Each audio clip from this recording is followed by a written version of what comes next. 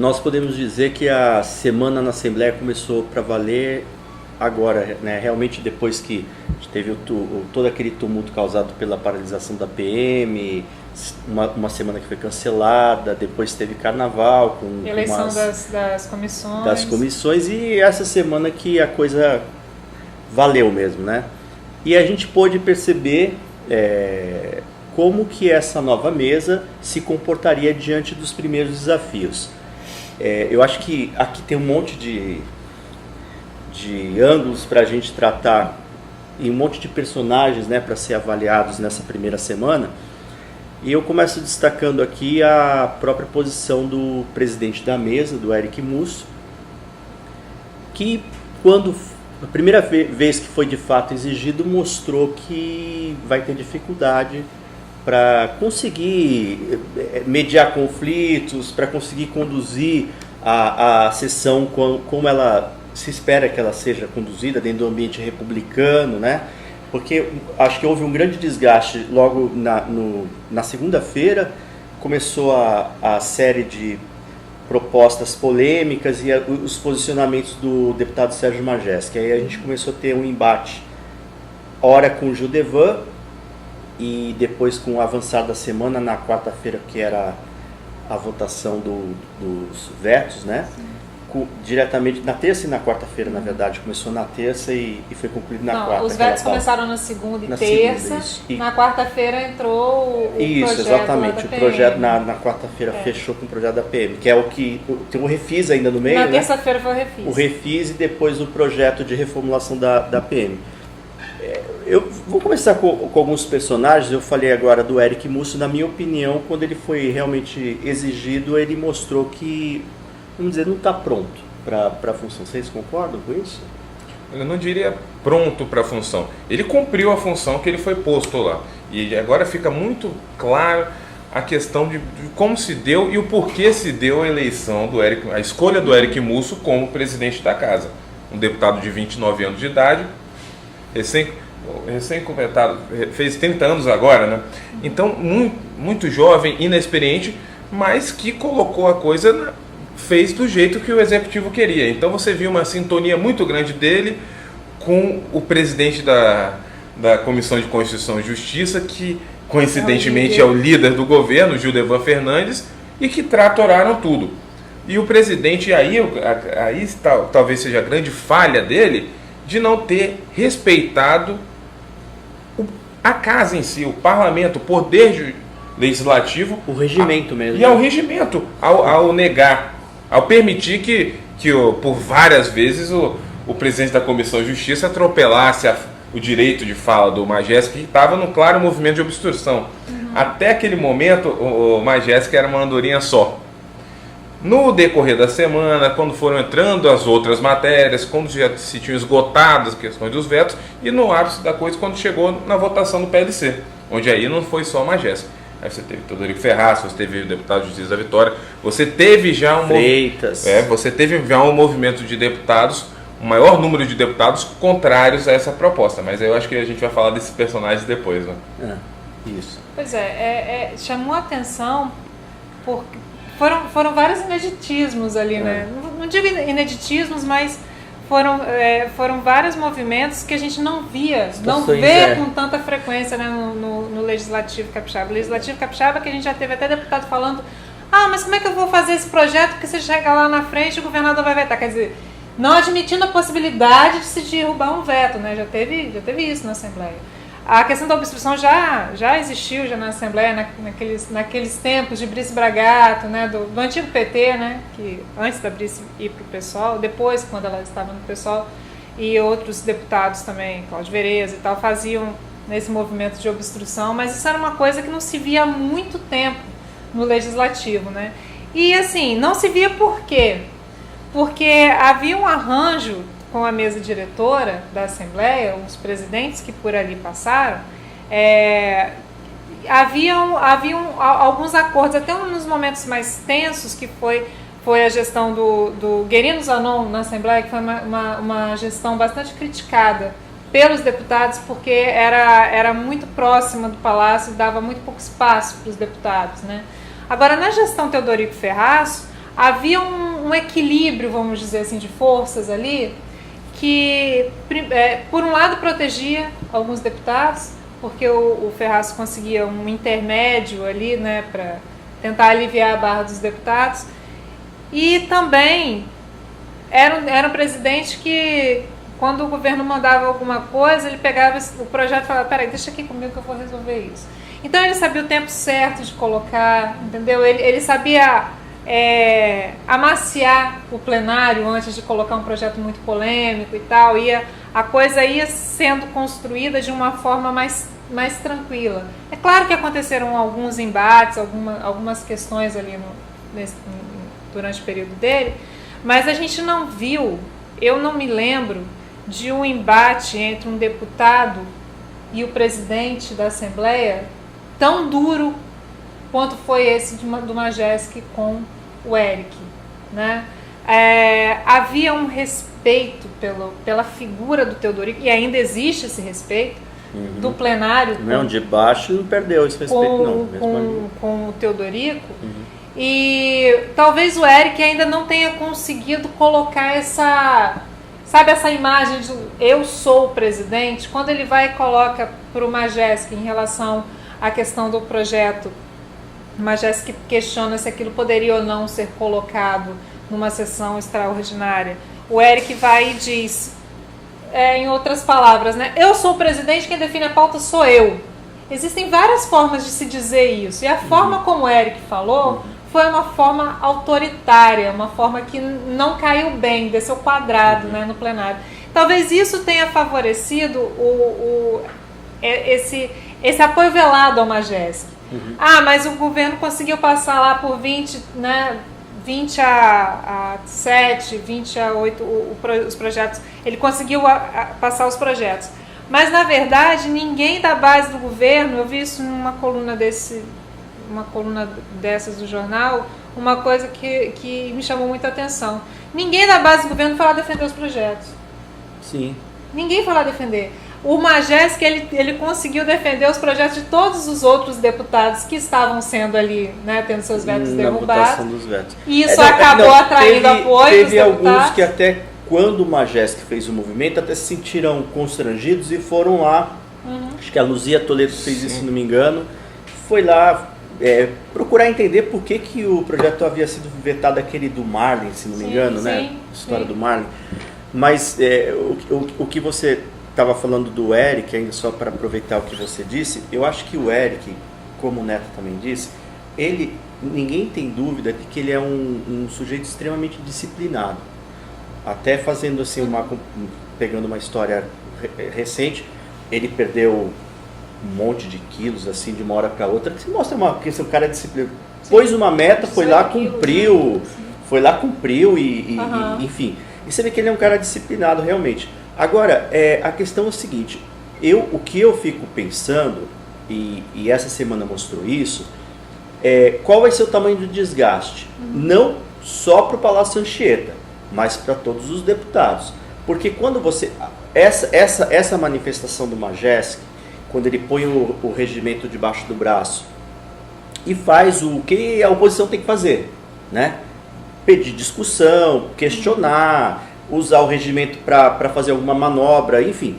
Tirar a base da zona de conforto. Que é uma coisa que todo mundo ficou assim, o próprio Eric Musso, que tem pouca experiência no parlamento, e outros que ficaram assim meio assim como se o Majeski estivesse fazendo algo extraordinário. Ele mostrou que estudou o regimento e estava sabendo usar, só isso que ele fez, né? Ele soube usar bem o regimento. Prática tão comum em Brasília, mas parece uma coisa absurda aqui, porque não se exercita isso. Então, quando o Majeski faz esse movimento, a gente sabe que isso tem um desgaste, porque a aprovação aconteceu, o que o Neto falou, o resultado foi atingido. Como foi atingido são outros 500. Então, a gente vê que isso vai causar um desgaste para o Palácio, porque acho que uma coisa que ficou muito evidente foi que o Palácio praticamente estava sentado ali na mesa diretora, comandando a sessão. Ficou claro, a digital do governo em todo aquele processo de votação ficou claro. E outra coisa que os próprios deputados, a gente está em véspera de ano de eleição, eles têm que saber qual que vai ser o tamanho do estrago. Sim. Porque eu também estou vendo as manifestações das pessoas pelas redes sociais, e teve muita manifestação, falando assim, olha, o Majeski está fazendo o que se espera, e esses deputados que estão se escondendo, ou estão se omitindo, estão deixando de se manifestar, eles não servem, não é esse deputado que nós queremos. Então eu não sei, alguém vai pagar essa conta, não sei que tamanho que vai ser essa conta ainda, mas eu acho que isso é uma preocupação, e inclusive o que você percebe, alguns desses personagens, o caso do Da Vitória, por exemplo, o Da Vitória é um cara que percebeu que ou ele assume uma posição mais de oposição para a sua sobrevivência política, ou ele estava fadado a ter um resultado bem ruim nas urnas, né? Não se reeleger. O que você acha? E esse talvez seja o grande dilema dos deputados daqui para frente. A gente deve ter um período, esse biênio, com matérias extremamente polêmicas passando pela casa, a começar pela possível extinção de autarquias do Estado, no caso do IEMA, que é um dos órgãos de proteção ambiental, de vigilância, que é muito importante. Alguns deputados já declararam serem contrários, mas a questão entre declarar ser contrário e na hora do voto, e todo voto tem sua consequência, ainda mais no período de hoje que a atividade parlamentar está muito em voga. As pessoas querem saber como os deputados estão votando, e a informação circula. É só pegar na época da paralisação dos militares, quando circulou informação sobre os militares que eram a favor de tal projeto, que eram a favor de... Foi uma confusão danada, os deputados quase voaram para cima do Da Vitória, por conta da sessão do projeto, do decreto dele, a questão de promoções, que agora o Paulo foi e inverteu tudo. Os deputados quase que criaram uma Q1, quase que excluíram o Da Vitória do grupo de WhatsApp dele, de tanta queixa que tinha. E aí você vai ter, aí voltando ao Eric, como ele vai se portar, como ele vai presidir, por exemplo, uma Assembleia que vota uma PEC permitindo a venda do Banespa. Eu acho isso... Eu fico perguntando, será que ele vai ter estofo para falar, não, eu coloquei porque eu quis esse processo? Lá atrás, há décadas atrás, a Assembleia já passou por um momento desse e não foi votado esse projeto. Não passou. Sim. E eu acredito que a população hoje também não vai permitir que uma PEC dessa natureza passe. E aí um outro personagem dessa semana que também que me intriga, eu não sei o que faz ainda o Gildevan Fernandes na liderança do governo e na presidência da Comissão de Constituição e Justiça. Isso não faz... O governo, porque o governo fica digital do governo, mas o desgaste fica com a casa. Só que mantendo o Gildevan Fernandes, o governo também fica com desgaste. Sim. Seria muito fácil colocar qualquer outro deputado para ser líder do governo e deixar o Gildevan livre para fazer o que ele quiser na CCJ. Mas não basta ser presidente da CCJ, não basta avocar todas as matérias para relatar. Ele não faz nenhuma coisa nem outra bem, né? Não faz nada, ele só constrange. Você viu, só pegando o exemplo realmente com os vetos. Lembra que teve aquela situação constrangedora do Gilcinho, que ele estava ali... Já havia um acordo para derrubar o veto e ele esqueceu. Passou. E aí depois aquela situação constrangedora, ele votando como líder do governo contra o veto. Quer dizer... isso é tudo muito patético. Então são situações que você poderia evitar nesse legislativo. Só que são situações que vão perdurando, e eu não sei até quando o legislativo vai suportar isso, enquanto a população também vai suportar ver uma Assembleia que a cada dia que passa vira muito mais um cartório do Palácio Anchieta do que um poder legislativo de fato. E tem uma questão, né, Neto? Porque projetando isso para o próximo ano, sempre houve esse acordo, né, entre os deputados e o Palácio de, olha, vai fazendo aí, faz o que eu estou mandando, faz do jeito que eu estou querendo, que lá na frente a gente arruma um jeito, a gente faz uma acomodação aqui, a gente cria uma coligação boa, a gente coloca vocês numa... Agora, a gente não sabe o que Paulo vai disputar ano que vem. Quais são os interesses dele? Ele parece estar muito mais voltado para fora do Espírito Santo do que parece que está deixando mesmo de lado a situação do governo do Estado. Então esses deputados estão acreditando numa tática eleitoral que é do passado. Não se sabe se essa tática vai ser usada para o próximo ano. Estão acreditando numa coisa que talvez não venha acontecer. E aí, quando chegar em 2018, eles vão ter o desgaste de terem feito o que fizeram, né, sem ter essa acolhida do governo e tendo que enfrentar o eleitor nas urnas. Antes da gente fechar, acho que tem mais 2 personagens que tiveram uma participação importante nessa semana, que o Ferraço, o Teodorico Ferraço e o Marcelo Santos. Só dando uma pincelada sobre o Ferraço, eu acho que tinha uma expectativa em saber como o Ferraço se comportaria ali da planície. E realmente eu acho que ele surpreendeu, porque ele mostrou que está em plena forma, fez discursos contundentes, soube dosar a questão emocional, acho que ele conseguiu o que ele queria, ele mexeu com os deputados. Quando ele falou, ele mexeu com os deputados, ele fez a defesa de uma forma muito veemente, dizendo que não era o momento não queria nem entrar no teor do PLC, da reformulação da polícia, mas ele disse que não era o momento, que ele estava apreensivo com isso. E ele realmente usou argumentos que eu acho que isso, inclusive o que a Renata está dizendo sobre esse comportamento dos deputados, isso deve ter mexido com a cabeça de alguns deputados, porque você fica também pensando assim, quanto que isso vai me custar? Do jeito que as coisas estão acontecendo, eu acho que esse talvez seja um risco que o Paulo corre, mas o risco maior é dos próprios deputados, da imagem da casa, como você falou.